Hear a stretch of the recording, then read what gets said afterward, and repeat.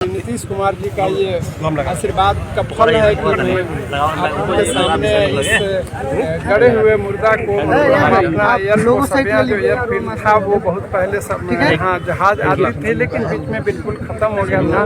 पता ही नहीं था इसका, कहीं कोई रिकॉर्ड नहीं मिल रहा था। इसको रिकॉर्ड को निकालने में हमें करीब 1.5 साल लग गए। 1.5 साल के बाद पहले जब मैं अपना पार्लियामेंट में जब सवाल किया तो भारत सरकार ने जवाब दिया कि ये बिहार सरकार की संपत्ति है। फिर मैंने अपने माननीय मुख्यमंत्री जी से मुलाकात की। माननीय मुख्यमंत्री जी बोले कि नहीं, ये भारत सरकार की संपत्ति है, बिहार सरकार की संपत्ति नहीं है, लेकिन पेपर कहीं नहीं मिला। फिर मैंने दोबारा क्वेश्चन किया भारत सरकार को से संसद में, तो फिर से दोबारा जवाब मिला कि बिहार सरकार की संपत्ति है। फिर अंत में मैंने RTI का सहारा लिया।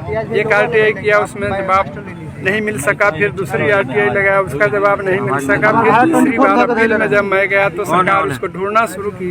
चूँकि ये एयरफील्ड एयरफोर्स का है और ये 1868 में बना था, सेकेंड वर्ल्ड वॉर के टाइम में।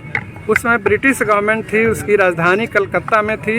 इसलिए ढूंढते ढूंढते वो पेपर, ये सबिया एयरपोर्ट का पेपर कलकत्ता में मिला और वहाँ जो रिकॉर्ड मिला, उस रिकॉर्ड में हमें मिला कि ये 470 एकड़ ज़मीन है, जिसमें 470 एकड़ ज़मीन हम लोगों के लिए बहुत ज़्यादा है।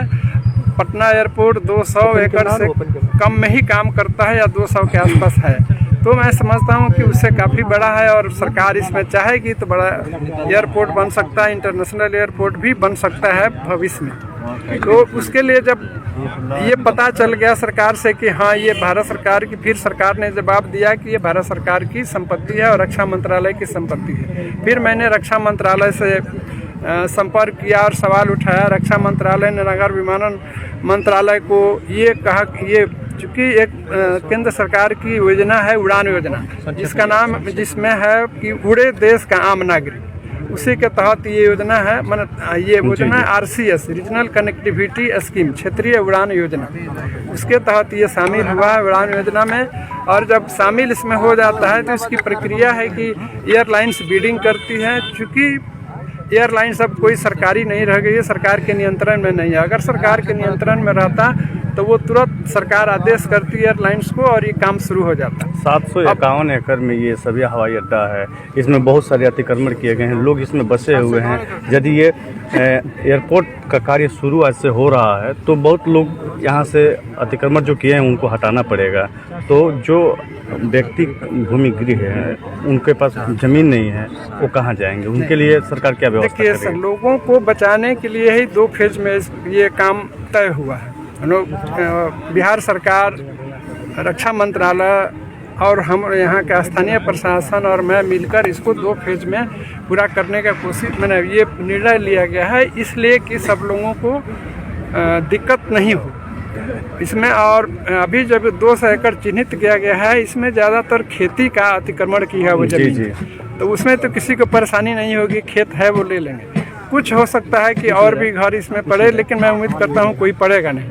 इसलिए इसमें 280 एकड़ में हम लोग पहले शुरू कर रहे हैं। और रही बात अतिक्रमण हटाने की, तो इसमें जो हमारे गरीब और भूमिहीन लोग हैं उनको जिला प्रशासन ये प्रयास कर रहा है और ये वादा किया, और मैं भी वादा करता हूँ कि यहाँ के जो भूमिहीन गरीब लोग हैं उनको दूसरे जगह बसाने का प्रयास हो रहा है। दूसरे जगह उसके लिए ज़मीन की तलाश की जा रही है।